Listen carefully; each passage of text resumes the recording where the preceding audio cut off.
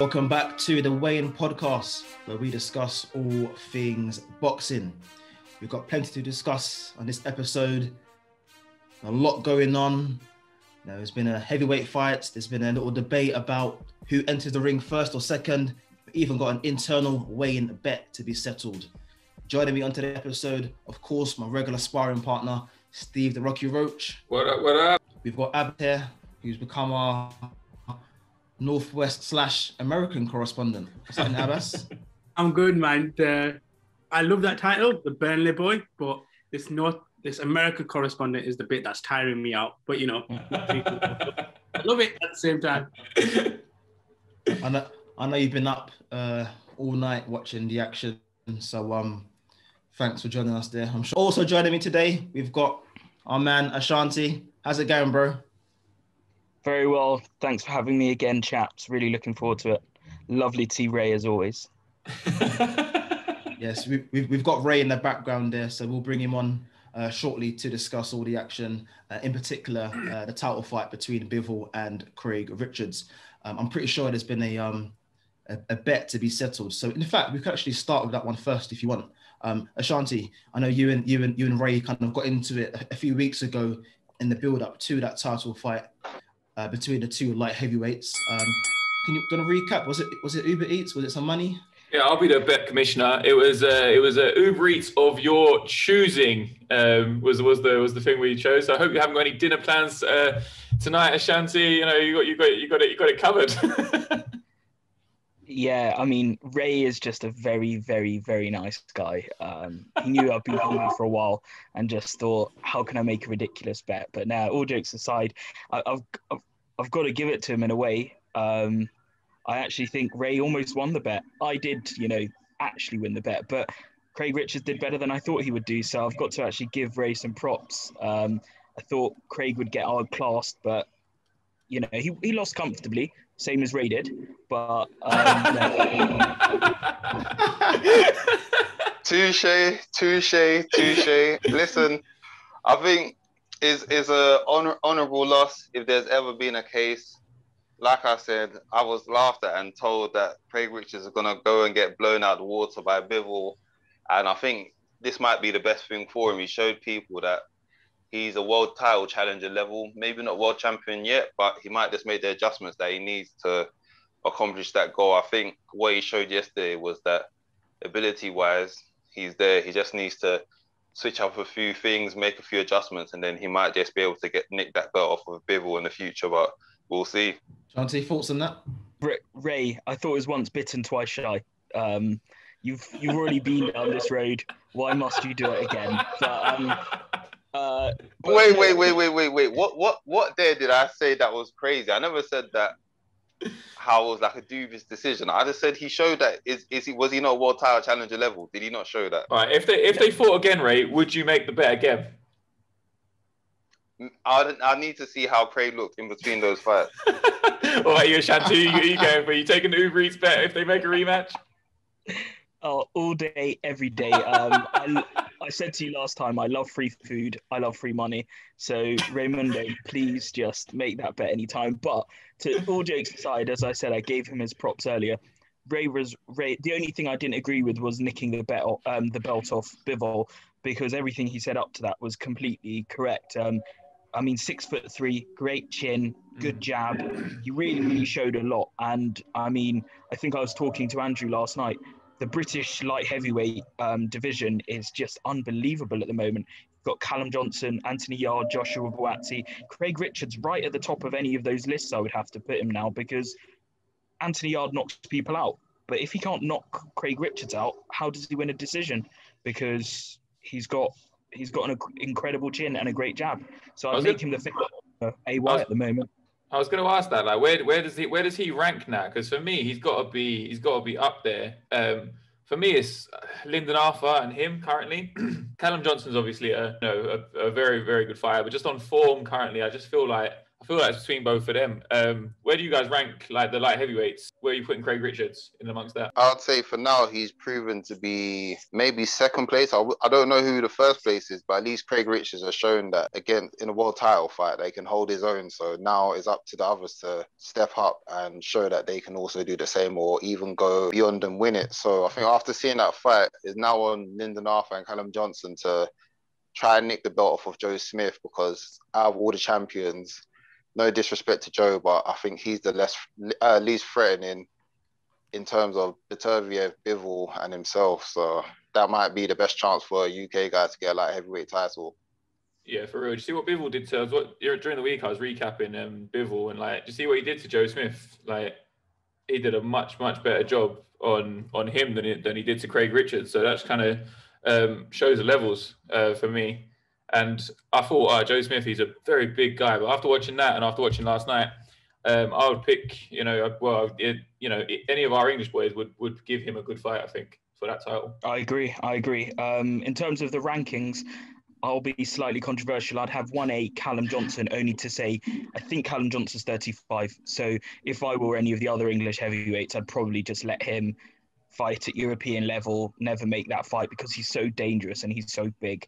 But then I actually would have Anthony Yard second. I thought he did beat Lyndon Arthur, so I would actually still have him at second. I'd have JB, Joshua Buatsi third, Lyndon Arthur fourth, and Craig Richards fifth. As much as what's the JB one on? Because like it can't be on opponent's fault and it can't be on career.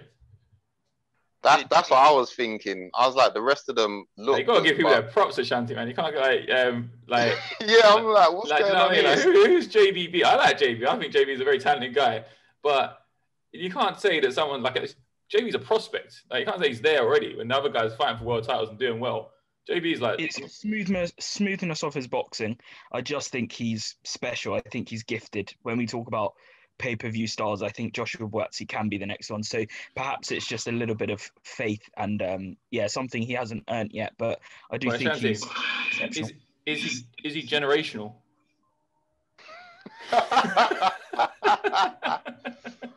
Oh man, a few digs there. He's a 2016 Olympian, so I think by Ray's metrics, he has to be. I think. Whoa, that wasn't my metrics. Let's not do that. Look at that. Let's not do that propaganda now. I wasn't the one saying generational. Let's not do that. I want to call Ashanti the Daily Mirror soon with all these slanderous headlines. Oh, yeah. She didn't say the Sun, but no. Yeah, I think the light heavyweight division. Can I, before we round off this one, I'd love to put a fantasy matchup out. Craig Richards, Joshua Buatsi. The story sells itself. I feel like a brown Eddie Hearn, Brady Hearn. You've got. I think that might be a good homecoming fight for Craig Richards. You've got South London. I think it's Crystal Palace versus kind of Thornton Heath way. You've got lots of the same friends. I'm sure they've sparred together. I think they're similar-ish ages, and I just think that fight would be. I mean, as part of 258, you could see it on the undercard of an AJ fight, or with Sissoko, that kind of thing, or the generational talent Lawrence Coley, his first London homecoming fight. I think his first world title defense. That's the one I'm putting out there. I would love to see that fight. I think it would be unbelievable. Who's this? Josh Buatsi against Craig Richards. Is that what it said? What ranking is Joshua Buatsi the highest in? What sanctioning body is he the highest in? Because if it's I think he was going WBA for last time. I ain't heard a lot about that for a while, but I think WBA was being touted for a while. And that's the one that Craig Richards just fought for, isn't it? Yeah. But the thing is, do you think JB's taking that fight? Like Mr. Risk averse in his career? Do you think? Apparently he was a sparring partner of Bivol as well, so he might have learned a thing or two, just taking the opportunity to learn from the Bivol camp, and then he's either going to avoid Bivol in the future because he knows what he can do in training, or he might see something in training and say, do you know what, if I go back to my camp and then work on this, that, and a third, I might have the blueprint to beat Bivol, because he wasn't, despite Bivol looking dominant yesterday, it wasn't a blowout. Craig Richards showed he stuck with good it. things against Bivol, yeah, and I think if Craig Richards was more diverse with his attack, then he could have had, not saying he would have won, but he could have had more success instead of headhunting all the time. Because I think when he saw that Joe Smith caught him in their previous fight, I think maybe Craig Richards thought that you know what, I could knock out Bivol. And sometimes in the match, it came across like he was headhunting too much. And Bivol just, all he had to worry about is the scars in his head and not his body. And once you become that predictable, then it's easier to get beaten like that. But we shall see. That is true. I still don't think Josh Buatsi takes the Craig Richards fight, but there we go. Oh. People have called me slanderous, and then there's other people saying things about. I think the jump from where he's currently fighting to what Craig Richards showed last night. He would want to go through the gears. I think that would be a very, very dangerous fight for him to take, especially against someone like Craig Richards. Why not just risk it against, like, if you're going to go Craig Richards, why not just roll the dice and go Bivol? What a title fight. Yeah, because then if you lose to Bivol, at least you lost to one of the best. If you lose to Craig Richards, well, your career's pretty much, you've hit a skid works there, so. Good Lord, boxing is harsh, but as you were, people. It's a hard game. But Ray, thank you very much for giving us your time. I know it's also going to be your 30th birthday in a couple of days. So we'll wish you a big up yourself, Ray. Yeah, much love. Bro. Ashanti said he's going to celebrate tonight by having an Uber Eats, I think, in your name. Ashanti, my people will call your people, and we'll send the details through soon. Happy birthday, man. Welcome to the 4th Decade Club when you get there. It's oh, fun, goodness. Oh, brutal. No worries. Take care, people. I'll catch you in a bit. Peace, right? Good stuff, Ray, man. And make sure you stay weighed in. And everyone listening, make sure you stay weighed in. Make sure you let us know in the comments what you think. Who do you think is the best light heavyweight in the UK? And also, what's your take on the current situation in the heavyweight division? In a minute, we're going to discuss Joe Parker against Derek Chisora. So let us know your thoughts on that fight as well. But yeah, make sure you stay weighed in and follow us on all the socials. Right, guys, heavyweight action over in Manchester Arena between Joseph Parker and Derek Chisora. That one ended in a split decision. Let me bring in Abbas there. What's your thoughts on that main fight? So the fight itself, I feel really bad for Chisora. Like, if you watch the fight, the intensity he was going with, I kept saying it. Every time he's in the corner, I felt like the next round he's going to go out because he just was huffing and puffing, whereas you saw Parker was a lot more composed. But he continued with the intensity throughout the fight, and I thought, okay, this is great. The first round knockout, I thought that's going to weigh heavy in his favor. When it came to the split decision, I understand why you give it as a split decision. I reference back to something Max Kellerman said, like a paraphrase, and is that if it's a close fight and one fighter wins by a small majority, that's not a bad result. But when you look at the card, I think one was 116, 111, that's a poor scorecard. The 115, 113, I am happy with. If you score it either way, not a problem, because you have a general consensus that the fight itself is quite tight. But when you have a 116, 111, it loses credibility for me. Good point there. And I like your point also about Derek Chisora not wanting to be that sort of stepping stone or that reference point for emerging heavyweights. Ashanti and Steve, Chisora after the fight, he said boxing doesn't quite like him. Do you agree with that statement? And also, do you agree with the scorecards? I thought he could have won that, man. I thought, like, where's the Eddie Hearn decision for him? Like, do you know what I mean? He's British. He's at home. It was a pick and fight. There's like nothing in it. Why not give it to him? Like, do you know what I mean? I don't care what they say. Like, promoters have an input in these judges. Like, there's no way that the Matchroom are getting those decisions so consistently for their home fighters.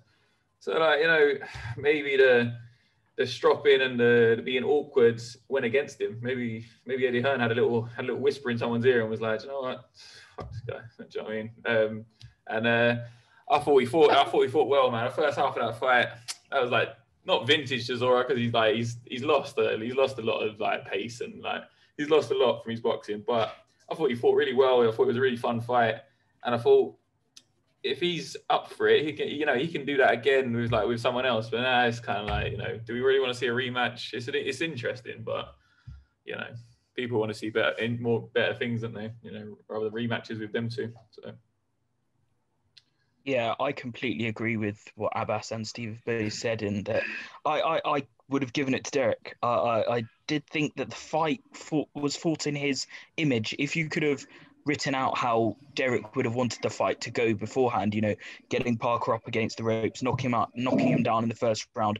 I think I edged it towards Parker, but Abbas is completely towards Chisora. I completely agree with Abbas. It wasn't a bad decision. That I don't think you can argue that it was such a close fight, so many close rounds, but I did have Chisora winning by a round. So yeah, really gutted for Derek.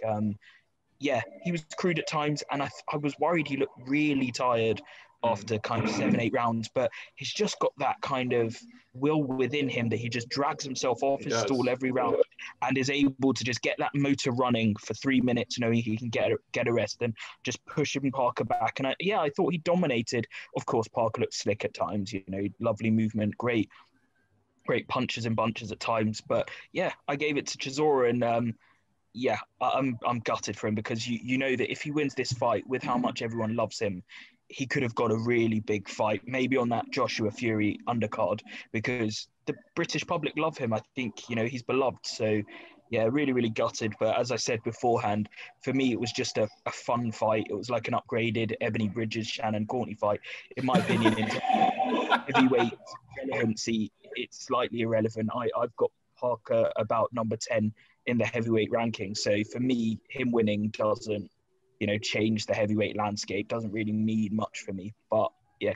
Do you need to be like, do you know what I mean? As long as you're getting good fights, does it need to be like top of the tree heavyweights like that are in these kind of pay-per-view fights? Do you know what I mean? Like for me, Chisora Parker's a fun fight. That's a good fight. On paper, you're not entertained. It was a great watch. You know, you're a fan of Chisora. His fans will enjoy a close nip and tuck fight. It was all action.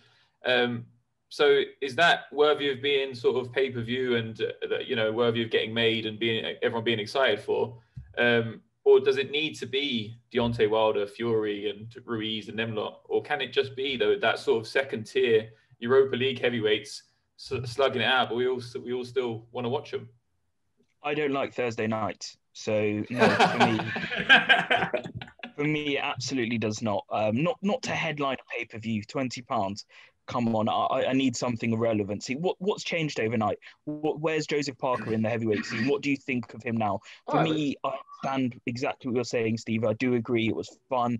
Everyone had fun. Maybe had a curry, had a beer. Saturday night. Exactly. Not much to do, but I need a bit more than that. I need something that kind of gets me up for it. Like now, I just think, oh yeah, the guys. I told you, Ebony Bridges, Shannon Courtney, great fight. So you do need that kind of like status within the game. What about like sort of the way the card went? So you obviously had Craig Richards, who was 1-33 going into the fight, and he he gives a good account of himself. So you're excited for that kind of fight. That must have been a guy. I didn't watch it live because obviously I'm 6 hours ahead in Thailand, so I had to catch it this morning.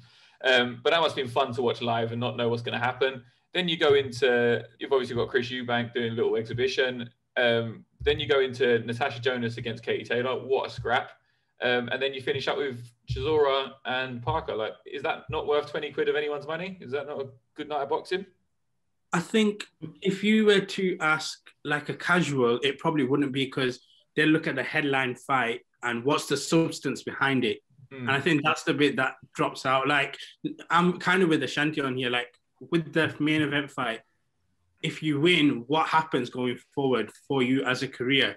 Like, there isn't anything there for you. And I think that's why the entire card, like, I think we always talk about Katie Taylor afterwards and what she could probably do in terms of her main event status. And could she highlight a pay-per-view which holds a bit more substance? Whereas Parker Chisora as a fight, if you were to flip the Katie Taylor fight and you said that's now the main event, then you can understand the pay-per-view side of things, because there's a bit more value to it. Whereas Chisora Parker for me is second rate, that second tier heavyweight fight that doesn't actually deserve its pay-per-view status. I agree. I agree that like you need, like, obviously as a standalone, definitely not a pay-per-view, but with the rest of the fights on the card, like, you know, I had a feeling Craig Richards was going to turn in a good performance there. And then Natasha Jonas, Katie Taylor, we actually said that was the fight last time he came on, Ashanti, that's the fight I'm most looking forward to on the card. And then you've got Joseph Parker and Chisora, which is always geared up going to be a fun fight. So I think those three offered enough value. And then Chris Eubanks and like making a comeback, getting a little run at. Like, for me personally, I don't really care about the future. I care about the night of boxing, and sort of sat down, like you said, Ashanti, you know, a curry, a few tinnies, that's me, you know, press the red button. How much are you going to do down down the local boozers. You know what I mean, places Ashanti drinks, it's 10 quid a pint, isn't it, Ashanti? So what you moaned about? I genuinely didn't know you were related to Eddie Hearn. Like, the sales pitch you put in for me is so strong. You and Eddie are just out there, out in Essex, in Brentwood, having a few bevies with the lads. Yeah, love it. But yeah, as you say, I'm sure he sold loads of pay-per-views, so congrats to all of them. I'm happy for. Can I say one thing I forgot to mention? I forgot to say that pay-per-view, in my opinion, was 10 out of 10, and I'll give you 3 reasons why. Go on. Chris Eubanks Sr., Ricky Hatton, David Hay. If you'd have told teenage Ashanti that those 3 would have been in the same building, fighting or otherwise, I was just so happy to see them all. If Prince Nassim was there, that would have been the best night of boxing ever. It was amazing to see Ricky, honestly, and just to see Chris Senior just being himself just fills me with joy every single time. How do you think Chris Senior feels about his rival from like the 90s middleweight divisions, Roy Jones, training his son? Like, his sons chose his rival to train him. I was just thinking that today. I saw a picture. It's all respect. Do you reckon it's all love? Do you reckon? Well, what you must remember, Stephen, is that Roy is a warrior. The warrior code. He's a subtle man. Warrior code. No, but I'm sure he's cool with that. Roy looks like he's doing a good job. So. No, that's good stuff, guys. I mean, it was amazing to see, legendary fathers there in the background. You mentioned Chris Eubanks Sr. and also Ricky Hatton. I think we should also give a big shout out to Mummy Chisora, because I guess without her convincing Derek, this fight doesn't go ahead. I mean, guys, what's your thoughts on that in a sense of Chisora yet again being very controversial 24 hours before a main fight, saying the fight doesn't go ahead if I'm walking out first? Very true. Let's give a bit of background context for those who may not know the story. So because they're quite even in profile, Parker and Chisora, Parker's got a slightly higher ranking, and he's coming off a win, whereas Chisora, he's in his hometown, but he's got a lower ranking, he's coming off a loss. So they couldn't decide who would ring walk second. It's quite an important thing. The champion normally ring walk second, or the home fighter normally ring walk second. And they decided to flip a coin on it the day before the fight. And Chisora loses the coin toss, meaning that Joe Parker gets to walk second. And then he just turns around and says, well, I'm not fighting then. And then, like Andy said, everyone's thinking David Hayes trying to talk to him. The Sky trying to talk to him. Eddie Hearn trying to talk to him. In the end, they had to phone his mum to come down and tell him to fight, which ultimately got it sorted. So, Can I ask one question? Do any of you believe this? Do any of you believe any part of that story? Of course not. I don't have a legal background, but they signed a contract. Do you really think Derek Chisora was going to pull out over that? You don't think it was just a pay-per-view sales drive stunt? Do you know how much money he would have to pay Joseph Parker as his guarantee? Like, please, guys, let's just think about it. He would have bankrupted himself. David Higgins would have been on the phone just like, yeah, guys, we're going to need that back if you're not fighting like tomorrow. And Derek Chisora would have had to sell the farm. Kids would have had no money. Come on, guys. Like, you can't sign a contract that says we're going to coin flip and then just go, yeah, I'm not doing that. If you do that, I'm going to pull out of a fight. There is no way on God's earth someone like David Hay, who I think he loves money more than Eddie Hearn does, is going to let that happen. And you think Del Boy's going to let that happen when he's like at the end of his career fighting for his family? You really think he was going to pull out of that? Come on. Like, this is probably why he lost the split decision, because of this coin flip. Yeah, just being a bit annoying, isn't it? And maybe they want him out of the game. He's a bit old. It's like, he is. Regardless, Ashanti, I do think he probably is quite hard work. What do you think? As I said in the last call, I've had a chance to be around Steve Goodwin, who was Chisora's manager, and privately Steve's told me a few stories about Derek, and apparently Derek, is mercurial and a fantastic guy, and when he's, if it's the right day, he's the nicest man in the world, so kind, asks about your family, and then if it's the wrong day, he is. I think I can say it because Steve said it publicly on other podcasts, but Steve has a love. I think I can tell this story because Steve said it publicly on other podcasts, but Steve's been married for about 35 years to his lovely wife, and he works really hard. He's a financial advisor and obviously does boxing managing, puts shows on, so he's busy most of the year. And I believe his wife loves the theatre. So there was this just one weekend in the year where she said, Steve, we're going to London, you know, nice dinner, show, blah, blah, blah. Steve's like, absolutely, you know, you're my wife. I think the Chisora was fighting in a big fight at the O2 like 2 weeks after this date or a week afterwards. And so he was like, right, no boxing, just you and I, blah, blah, blah. And I think the Thursday or Friday, Steve just gets this call. And it was when Derek flipped the table at press conference. And apparently Steve just like had to call his wife up, or was with his wife, and was just like, I'm his like board registered manager.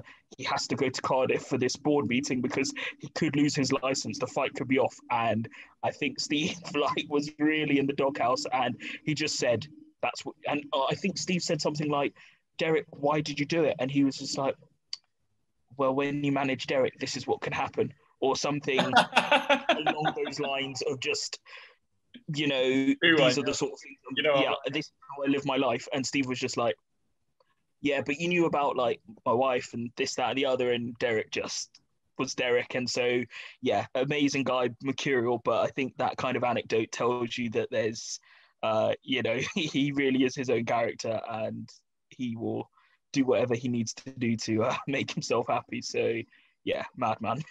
Yeah, I think that's it. I think it's a double-edged sword because, like, he makes money and there's always interest, so they kind of have to work with him. But then, on the flip side, you know what you're getting yourself into when you're going to work with Derek Chisora, and like what could happen. So it's just I don't know. That's why we love him, though, innit? We love seeing the kind of like you know, against that kind of sky machine of so ordered and marketed, and well, you like the fact that Derek's in there and maybe he's going to lob a table or something. We like it. Yeah, that's good. I want to ask you guys, what's your sort of top 3 Chisora moments? So they could be sort of in the ring or outside the ring. I guess the first one would be that sort of infamous brawl. Was it in Berlin or Munich between David Haye, who's current manager? They had their sort of scuffle in a post-fight conference after his title fight against was it Vladimir Klitschko? Vitaly. Against Vitaly, yeah. And Vitaly Klitschko. You know what? Let me know. I was just telling my missus all about the Derek Chisora stuff this like today actually. And just there's so many, isn't there? There's the glassing, which is just like elite. That's like, every time I tell a story, I was like, and then there's this one, and then there's this one. Obviously the glassing. He glassed me. That's got to be top end. I like the second has got to be the. I'll go through like a laxative. That was another thing. In terms of boxing, I'll bring it back to the boxing. I think the Vitaly fight, whilst he lost, I think was one of the best moments. Vitaly Klitschko was a monster of a fighter. Like, you know, was so close to beating Lennox Lewis at the end of his career. I think he's brilliant. And Derek put up a really good fight. When you think Derek's 6'1", I think Vitaly's close to 6'8", you know, to get close and to do anything with him. I thought that was incredible, but he glassed me is just, I think the Dillian Whyte build-ups as well. I think how good the fights with Dillian Whyte were, you know, as I think linking back to what we just spoke about, we live in a world of PR agents and, you know, statements being put out and everyone being so well trained and groomed. I love Dillian Whyte and Derek Chisora, just that kind of unbridled, they're very much themselves. They say what they believe. Like Dillian and Derek, Eddie's not going to tell them what to do because they're probably not going to listen. So Dillian and Derek, just kind of two different but similar characters, being very stubborn, but always for the right reasons. I feel like they don't get in their own way. They just have a belief in themselves and their own value. And yeah, that's got to be up there for me. Can you remember the ear bite? Oh, he did bite. Yeah. Mate, he's got a rap sheet. And then he didn't get caught during the fight. Like the referee did say, then afterwards they punished him. Like that's like for me one of the things when you remember, because it reminds me of Mike Tyson when he did something similar, and it's just like that's just Chisora just being unhinged and doing whatever he wants. He actually kissed that same geezer at the weigh-in, face to face. He's called Carl Baker. Yes, Carl Baker. Carl Baker. I think he fought in what was it? You know, the short Eddie Hearn one night event. What are they called? I think he fought. Yeah, I think Carl Baker was a prize fighter and did quite well in it. That's why he got the fight. And he did. Is anyone going to bring up when he just got painted and fought against Usyk at Did he like write war in black paint on his body and like painted himself white? This is, Steve, you're so right. I was thinking, oh God, I don't know if there's much about Chisora I can remember. And there's a lot. Mate, once you start telling the stories, they just come back and back. And I was doing this morning with my message. I was like, there's just so many. He's so funny. Can you imagine if one boxer did like painted themselves once, like Sonny Edwards on the weekend? Everyone would be like, Sonny Edwards is a bit of a nutter. But if you had hit someone, kiss someone, he slapped Vitaly at their face to face, like a full on slap. Yeah, before the fight. At their way in. He spat water in Vladimir's face when he got into the ring. He spat in his face. Do you remember the spit in the face? He gets in and he just sprays water in his face.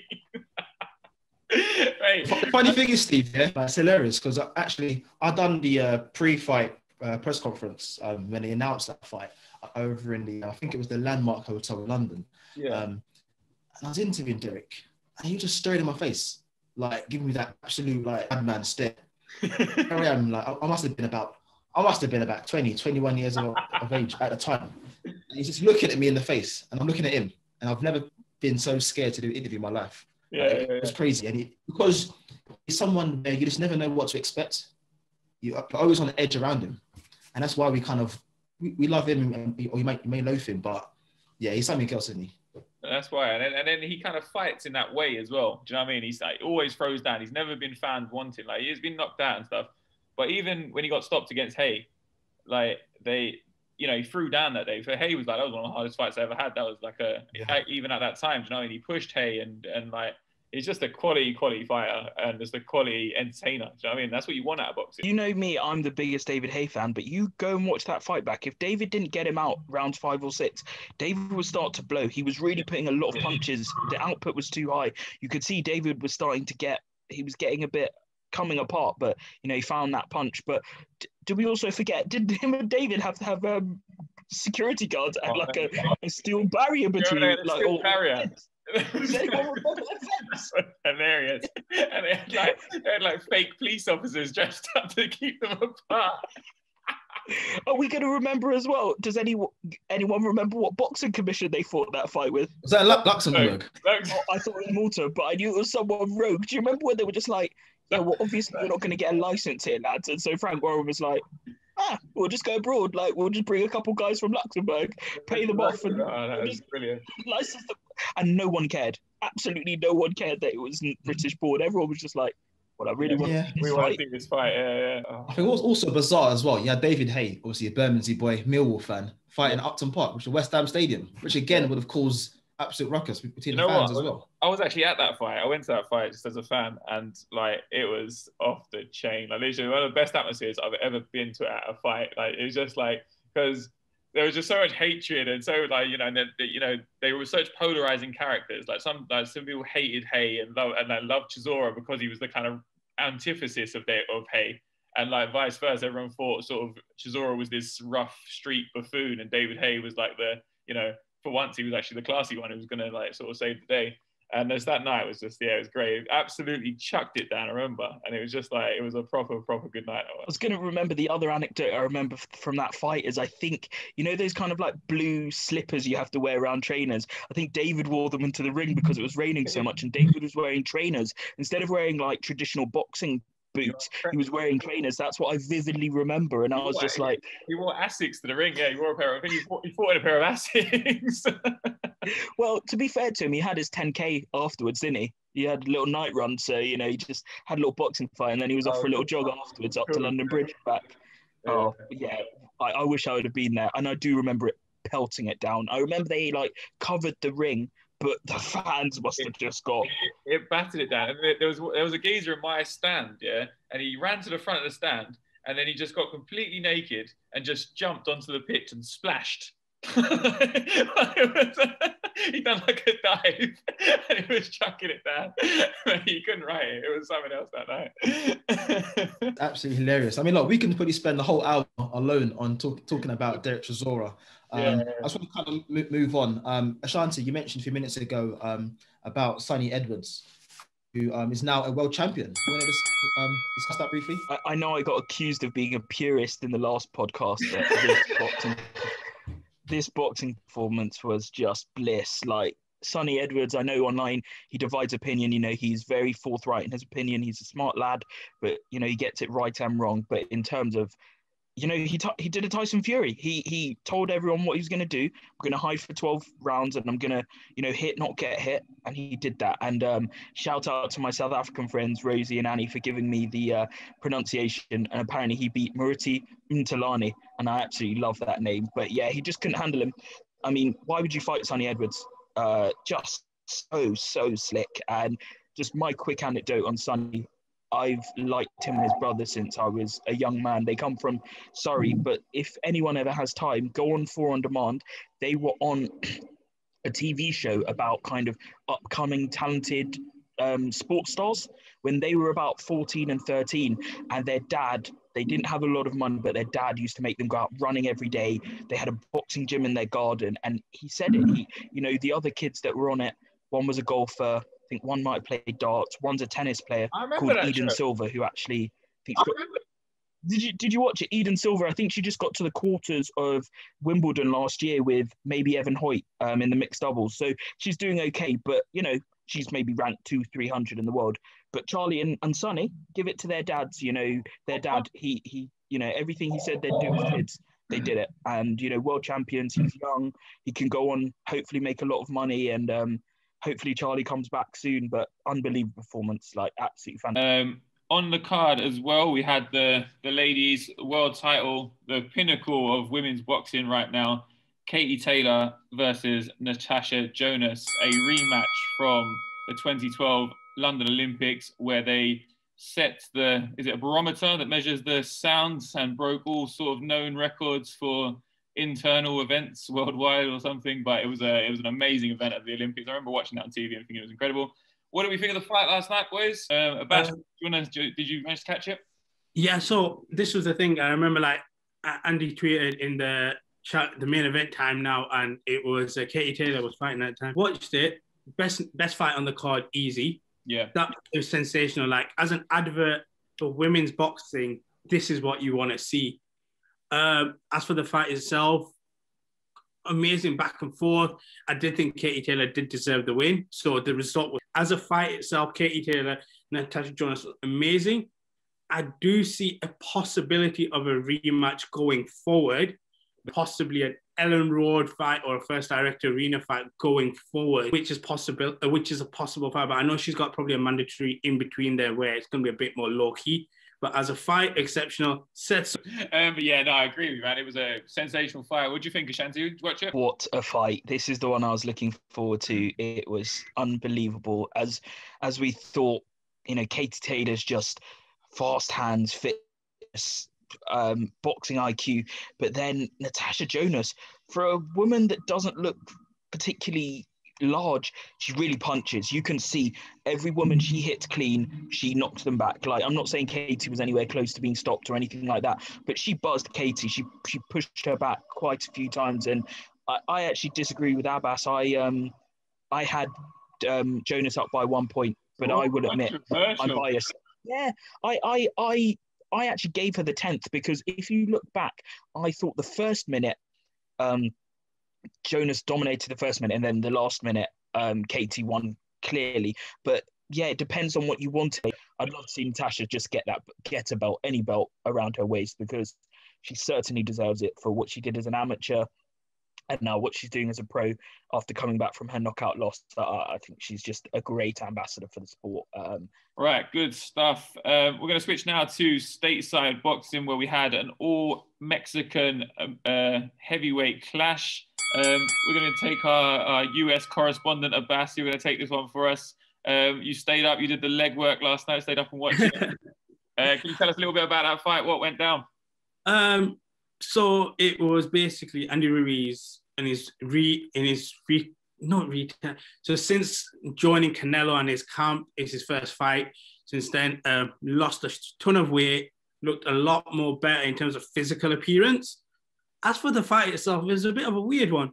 Struggled early on, got knocked down, was actually in a bit of trouble, but gathered himself and ended up winning the fight on unanimous decision. It was the correct decision. As for the fight itself, I was impressed but not to a level where I just looked at it and I thought, okay, great, we can put you back into a certain title picture or something like that. Now, because of Andy Ruiz's name now, because of what he did with Joshua, he's going to be a pay-per-view star now. Like, this was on pay-per-view and he was the headline. I don't think Andy Ruiz would normally be classed as a headline had he not been the filling point for Anthony Joshua at the time. But yeah, maybe, and this is the thing that sounded a bit funny, maybe the weight that Ruiz had previously used to actually help him, because he looked like he was slimmed down and it wasn't as much power and stuff like that. And yeah, going forward, I do believe that you are going to see, this is going to sound, Dillian White's going to be the outsider again, because I do think, because of the American connection, the next fight that he could possibly get will be either Luis Ortiz, because he just seems like, again, the American Derek Chisora, as in the next guy to put on your name and a scalp, or if they can do Deontay Wilder. That just seems to me the avenue that they will do with Andy Ruiz, because you're out of the world title picture. That's here with a few, Joshua. That them two just seem to be the next stablemate fights, and it helps PBC on Fox just a lot easier to make them fights as well. Well, Abbas, you're speaking my language. I think a lot of our listeners would love to see that fight. Yeah, all very, very good points. It remains to be seen. We will stick with the Eddie Reynoso camp because this week we have a small fight in Texas coming up. You know, we only deal with the niche boxing matches on this show. We obviously have Canelo Alvarez against our very own Billy Joe Saunders. Tell me, boys, what's going to happen? Abbas, tell me. I'm sorry, as much as everybody loves to play that Billy Joe Saunders as a champ, this is Canelo Alvarez. This is, he's like, there's special and then there's Canelo Alvarez. I can't, the amount of fights he's had, and if you see how young he is for his fights, like the only fight he's ever lost is Floyd Mayweather. That was because, again, Oscar De La Hoya put him in too early against him. Yeah. Just to basically, as the guy, he just wanted to vicariously live through Canelo. But yeah, this fight, honestly, I see Canelo ending within 6. Within 6 rounds, I think Canelo Alvarez will get Billy Joe Saunders out of there. I understand that people are saying Billy Joe is a better boxer, he's a bit more slicker and stuff. I'm sorry, when Canelo's on the ropes, you're not going to be able to touch him. He'll be able to get himself out of any tricky situation. This guy can't be beat. He really cannot be beat. And it's just special. Canelo Alvarez is honestly, if you put him in, when it comes to pound per pound rankings, I'll say this respectfully, if you don't have him number 1, I can't take you seriously. So you think he's good then, Abbas? He's very, very good. And I had him also beating Triple G as well in the fights. And I know people didn't like that as well. All right. So, Ashanti, what do you think? You got something controversial to say? What we got? I actually disagree with Abbas. I think Billy's got a chance. I think Billy's got a chance. Don't get me wrong, Canelo is Canelo, but the only fighters that have really troubled Canelo are kind of slick, tricky, high-level amateurs. Let's be honest, Floyd Mayweather should have been an Olympic gold medalist. Erislandy Lara, unbelievably well-drilled Cuban boxer. And I do think Canelo's going to pour it on the second half of the fight. But let's also look, it doesn't tell you everything, but Billy Joe looks amazing. Have you seen the pictures? I have never seen him look like that couple of weeks out of camp. I think he's really worked his backside off. The fact he's with Tyson, and I think he feels his back is against the wall, and I think he quite likes being there. I think he feels quite comfortable in that almost villainous role. Canelo's the handsome, pretty boy, the pound for pound number 1, and Billy Joe's the kind of outsider who his own promoter isn't always promoting him as well. Yeah, I'll tell you what, he does look in good shape, and I've got to admit that that picture of Billy Joe Saunders shirtless is the first time I've ever sent a picture of a man to all my friends shirtless in groups. So that's how good he looks. We're all going to pretend that's true, but we know it's not the first time. But you guys honestly believe do you honestly believe, though, if it was, let's say, a close fight, decision time, Cinco de Mayo weekend, Canelo's not going to get the win? Good point. Yeah, he's going to win. It's going to be 8 rounds to 4. But Billy Joe's going to look decent. First half of the fight, same as Amir Khan, Billy Joe's going to look good, but Canelo's going to pour it on. Can I also mention, really looking forward to the Kid Galahad fight as well, Jazza Dickens. I mean, that fight goes ahead on the undercard. You know, I'm looking forward to South Yorkshire having another world champion. So it's going the award for the most random fight on the undercard. What do you mean? What do you mean? The global star, Kid Galahad and Jazza. Big JD. I mean, he nearly beat Josh Warrington at the time when they fought, so that was a close fight. So I hear you. No, I do say that. But I think Ashanti's just repping the UK a lot there. Yeah, but Kid Galahad, uncrowned world champion. I can't wait. You know, he's a good fighter, and that's like, everyone must be like sort of scrambling to get on the undercard to that fight. Like, what an event to be on the undercard for.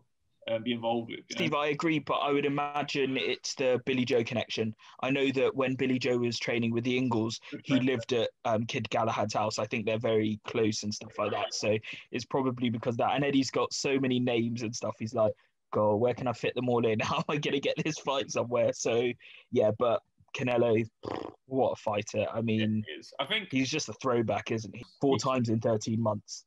He's fighting them all as well, like right now as well. I think what would be a win for Billy? There should be hopefully there'll be a moral victory for Billy Joe if he could maybe get a split decision or have everyone saying like the same way we're talking about Craig Richards in that kind of way, like, wow, I didn't expect that kind of performance from Billy Joe.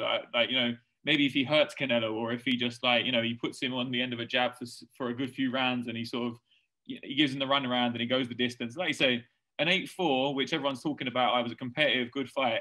I think that's a moral victory for Billy Joe in the way that Canelo is what Canelo is right now. Do you know what I mean? Yeah. So I think there's enough there to make it interesting. I hope he don't get stopped, and I hope he don't. I don't know who there is to beat him. Hopefully, I feel like one of the Charlos, the lighter Charlo is the better one. I think the Jamal or Jamal. I get them mixed up. One of them has a good chance. I think one of them is pretty good. But outside of that, and maybe a chance, I don't know. Billy Joe Saunders offers probably one of the biggest threats to him right now, and you're saying he's going to get stopped in 6. So I don't know where, like, Canelo's he's at that superstar level where you just watch him to appreciate him at this kind of point. Right, boys. He's getting better as well. He is getting better. It remains to be seen. Is that a pay-per-view fight for you, Ashanti, or not quite big enough?